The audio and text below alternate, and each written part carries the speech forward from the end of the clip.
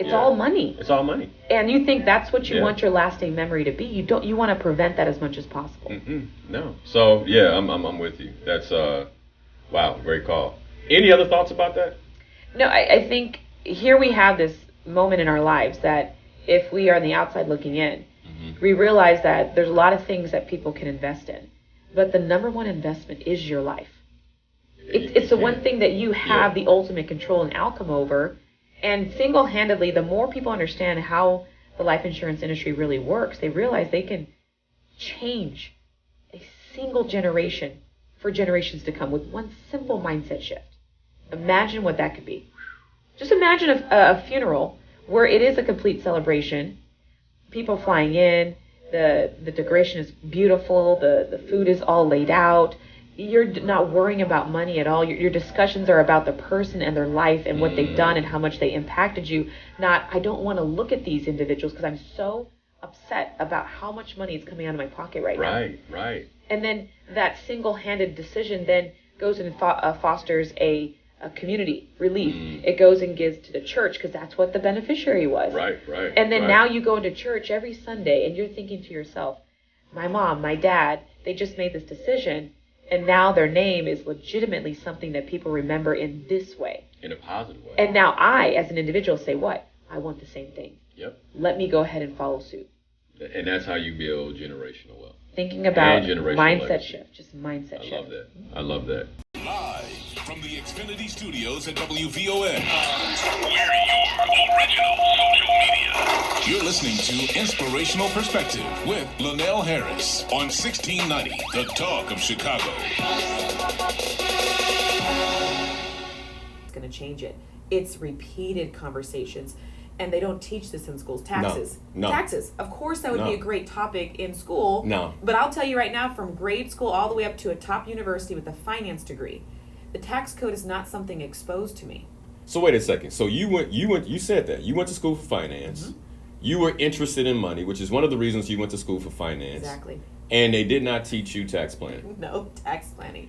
And by the way, we look at taxes as this bad thing. The reality is, if you study the tax code, there's so many tax advantages that people are not taking advantage of. Just took advantage of one this week. Yeah. There you go. See? Yeah. There's so much available. Then, and then we look at those that are wealthy and we say, limiting belief right here, number one. Right. Wealthy, it's not fair. No. Wealthy, I have exposure. We just have to learn what they're exposed to and bring it back to our communities. That's the secret. How I think about it is we are at risk when it comes to our retirement. I agree. I think it's just another cycle of breaking even upon passing that it's very heartbreaking to see every single time. And I think when we go back even to those money... Hold on. What do you mean by breaking even? When I pass away, I don't want any assets, but I also don't want any debts. There's not this language of the best thing you could pass down to the next generation is intellectual property. Teaching people the rules of money, not necessarily money. Because imagine you go pass down money, if people don't know what to do with it, we're just going to waste it. It's going to waste it. Your coaching evolves. The first coach you need to have is yourself. Coach yourself to go read books. Coach yourself not to wait for advice. Yeah. There's too many times that in different communities we're waiting on someone to tell us this stuff. And where did that come from? Where we just wait, and us waiting doesn't really serve us. What if we go out there and actually find it, investigate it ourselves, come up with our own interpretation, because that's going to lead you to, I was reading this book and I met this author, I relate to this person, let me go seek that person out. Let me see if there's something I can learn from them. And that starts the journey to evolving your coaches. But the number one coach is yourself. You got to go out there and look at. Let me tell you why I like that so much. One of the reasons I love that is because when it comes to money, I know most of us are a little skeptical, right? And so what I hear you saying is you become your own money coach, learn what you need to learn. Because I know for me, like even when you and I have done business, there's that moment when you're signing the paperwork, right? Correct. Like I trust you, I'm like, okay, but I read about it. I understand what I'm doing. I understand the principles of what I'm doing. Exactly. And even then, my blood pressure's up, right?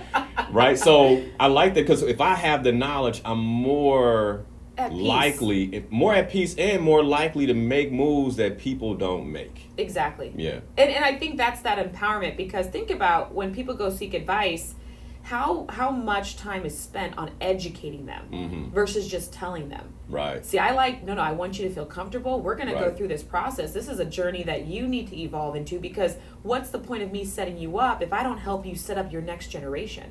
Okay, so bookkeeper. Now, we're both entrepreneurs. Correct. Having a bookkeeper makes perfect sense. What would you say to someone who has a W-2? I mean, they have a job and they're like, okay, money coach, I'm down with that, but what do I do with the bookkeeper? Like, what advice would you give them? You still have a bookkeeper, but this is what's going to happen. You know, we groom ourselves to attach job to making money. Now let me go deep in this, because this really is what brings me to point number 3, which is seeking entrepreneurship. So I grew up and I have to get a job, I have to get a degree because I can make more money. I got to work for a Fortune 100 company because I got to make more money. I got to work up the corporate ladder because I got to make more money. I got to go from job to job to make more money. So everything about your existence in this world is making money, but that's not what makes people happy. So you're groomed to chase money. No, you got to chase purpose. Now you're talking my language. There you go. You chase purpose. So we need to stop yeah. making money the priority. That's why you're not making an abundance of money, because you don't really enjoy what you do. You don't find the purpose in it. But if you actually seek out your purpose, money is a byproduct, and actually is abundantly made. So then you go back to the survey. The first beginning stages was money being taken. So that says lack of money. Right. And lack of money means lack of identified purpose. And why are people not happy with what they do? They don't know their purpose in life. I did not coach I promise my Sheena language. to That's say my language. that. I did not coach her to say that. But here's the thing, Sheena. I firmly believe that purpose is at the core of all success. Ooh, yes. At the core of all success, whether it's your health and well-being, whether it's the relationship I'm in, whether it's my money, right? Or even my spirituality. I believe purpose is at the core of all of it. And this is what purpose has done for me. I'm going to stick here for a minute. I love it. It's a very fascinating word right here. What purpose has done for me is I feel a certain sense of obligation to the purpose as if it's outside of me, right? So then when I look at my finances, I have to be responsible, because I'm not just responsible for myself financially, but I'm also responsible for my family. That's a given. But I'm also responsible for the impact and execution of my purpose, which means that the money I receive is not just for me. It's for creating an impact on my purpose, right? And so I have to manage my money with wisdom so I could deliver on my purpose. So deep. Because my peace is at stake. In many ways, my connection to the Creator is at stake. Like, everything's at stake when you bring purpose into the conversation. That's why I was just like, that's perfect. You hit it spot on. My journey with all of this, my oldest son, he's 10. Now I'm black and white, and his father is African American. So my son is going out into the world with, this is what you are, baby, and the challenges that you're going to have to face, but I'm not going to make you a victim, I'm going to make you a victor. And I remember the schooling. So we went through 2020 with the school thing, right? Oh, man. And I think having kids at home 24/7, we're like, we love school. Okay, we love school. We love education even more. So I remember going into the public school system, and teachers, they really put a lot of effort. I felt for them the most, because they did what they could with the resources that they had, and I do believe they should be paid more. But there comes a point where you say, what do I want my child to be exposed to? And I was talking to my husband. I said, I need JoJo in and around people. I need him exposed to it. That's part of growing up. But public schools weren't allowing me to do that, so we went to look for private.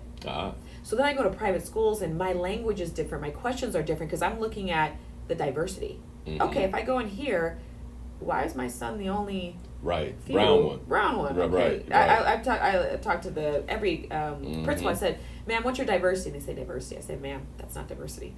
So then there's two thoughts you can have in those situations. One, you can say, I got to find another one so that JoJo feels comfortable. That's the wrong mindset. I had to stop myself. Yeah. I said, no. Now I found my purpose. Every question I asked was twofold. One, how did this school get started? And guess what the number one answer was? This thing called money.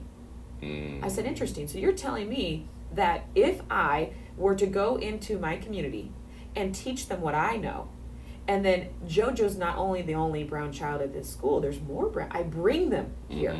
But let's take it a step further. Why don't I go with my community and say, hey, if we learn this word entrepreneurship, learn money, learn purpose, learn all that stuff, why can't we start our own school? Right. Why can't we pay teachers what we're worth? Why can't we accept kids the way that we want to? Why can't we create curriculum the way that we feel? How can we make grades not the number one priority, making them good people, making them debaters, making them their skill sets about entrepreneurship? Why not? So then my thought goes there. Purpose. Money is always going to be the byproduct. You're going to age, and that's going to become an issue. You're going to need nursing home, nursing care. You're going to need help. Number 2, death is guaranteed. Yeah. So either you're going to plan for it now and pay it at retail, or pay it at discount, or you're going to have to pay for it at retail, the full price. Right. And the full price is what hurts people. So how do I educate it? Well, me, the millennial of my family, I need to get it for them. I can't wait for them to get it. I need to get it for them. So wait, hold on. You bought, because I think in some ways we look at this the other way around. Right, my parents should do for me. They're more established than me. They've been here longer than me. And by the way, our parents give to us. What you're saying is, when you learned about life insurance, the first thing you did is you bought life insurance for your parents. Absolutely. Why? Why was that such a, what clicked for you that made you do that? I knew that in order to secure my financial foundation, I had to protect it. And what would attack it? Well, any expense that I had known that was guaranteed to happen, which is what? Passing away. Yeah. Funeral expenses. So I can't wait for it to happen. There's so many times I see children not even know what their parents have. Right. They don't ask them. Yeah. Mom, no conversation. No conversation at all. Yeah. There's not even that conversation of money at the kitchen table. Well, guess who has to actually bring that conversation about? Okay, I'll start here. Yeah. I'm getting coverage.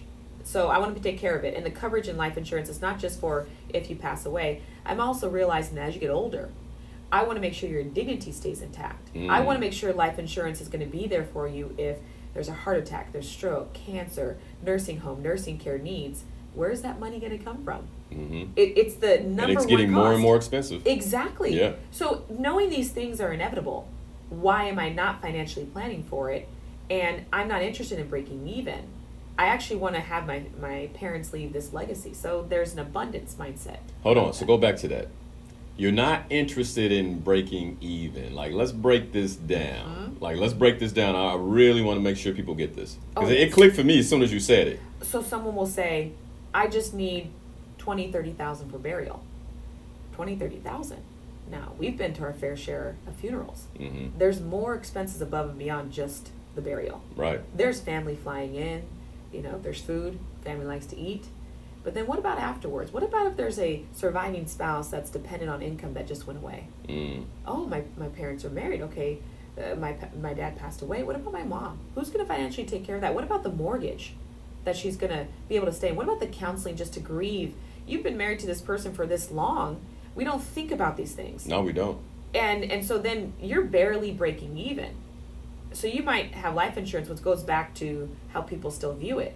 It wasn't enough. But we learned that when? Too late. Now, Sheena, before we take these phone calls, I want to know from you, what is the biggest money mistake that you've seen people make outside of not just saving, right? So Lauren Williams already took that one. But what would you say is the biggest money mistake? Oh, it's my cardinal rule. Investing time versus spending time. Oh, wow. Break that down. And this could be in all aspects of your life. Okay. How you spend the morning. Do you wake up listening to negativity? Oh, wow. Do you wake up negative self-talk? Or do you invest your time with affirmations, with reading, with scripture, with something that sets the tone for the entire day? When you're actually spending time with your kids, are you investing the time to teach them things? Are you spending your time by being on social media? When you go into the workforce, are you spending your time with people that create a mindset of poverty to you, or are you investing your time with listening to those that are going to feed wealth mindset into you? I mean, it's not just a matter of money. I do believe a lot of time when people have a 24-hour day and we only have this time on this world, we spend a lot of time on the wrong things versus investing our time. And I always constantly will be able to tell by the way that someone talks and thinks and how they process stuff. I can tell them if they're spending their time or they're investing in time. A big part about it was with people. You know, I am very allergic to negativity. I had to turn off the news last year because I stopped watching too. Give me something positive. I can't do this. You right? know, yeah. Give me something positive because it affects your mentality. Man, it affects your spirit. It's your soul. Your everything about you is just like, God is good. I'm good. Like, where's that message? Why am I listening to it? Right. Like, man, I need church every 7 days a week for this. Exactly. That's what I need. So then I started to ask myself, you have an option. When I get around people who have a certain mindset, if I feel bad energy, right? And I'm always about protect your energy, protect your energy, protect your energy. I have a choice to change it. So when you change it, money is always, again, I'm going to be a byproduct. Yeah. But your mind, protect your energy, invest your time, don't spend it. Right? Because spending is not a good thing. Investing is another thing. You know what I love about this? Often we say, you heard the cliche, time is money. Money is time. What I love about this is how you, like, all right, if time is money and y'all out here making money mistakes, stop making time mistakes. Time fails in another way, right? Invest your time versus spend your time. Correct. I absolutely love that. I love it. The other thing I love about it is when I'm investing my time, that means I'm getting multiple returns on how I spent that time. Whether it's reading a book, whether it's, like you said, meditating, affirmations. You feel good. Yeah, it's You're like, growing. So not only do I feel good, but there's like this cyclical, like I'm sending other great things, I'm putting great things into the universe that are going to come back to me in regards to my time. Exactly. I love that. I'm going to hold it because one day I am going to get married. So you chose to put an investment towards an appreciating asset. Oh, absolutely. Versus towards a car, which is a depreciating asset. That's right. And by the way, when people really look at how much they're worth, because someone says, how much should I get? Well, ask yourself how much you make every single year. Okay, just simply multiply that by 10. You're just talking about 10 years of what you're worth. Right. And people don't realize that they're very valuable human beings, and we undervalue our life. No, my last name means a lot. I'm going to make sure that the amount of life insurance I have reflects my actual legacy. It has to be a connection. Let me tell you something. And I use this example when I talk about insurance. So my wife and I, we had this mentor. Phenomenal human being. And in his life, he made a phenomenal impact on different people. And then he passed away. And he had no insurance. Nothing. And a life that he had spent serving and giving to others, the legacy he had built was wiped away in a matter of weeks. Because the question all of us were asking is how can someone so knowledgeable not know about life insurance and leave their family in such a predicament? And so what our focus was on was how he left his family and not the legacy he had created. It's so in his deep lifetime. what you're saying. It's so deep. Yeah. It's like what value do you put on your dreams? Yeah. So imagine people say, I believe in my church. I believe in my community. I'm going to work my whole life, even for non-for-profit, to bring back to the community. Well, how much is that dream really worth? How much are you insuring that dream? That if that doesn't come to fruition before you pass away, do you have life insurance? The easiest, most simplest way to make sure that dream comes true. And then the beneficiaries of the life insurance ends up being the community, ends up being the church. That's right. It's a different thought process. In this case, he had a family. There you go. And, so now your family is, I think about, and I just want people to put it in this perspective, right? Those of you who listen to me week in and week out, imagine I passed away and now Pam is asking for help.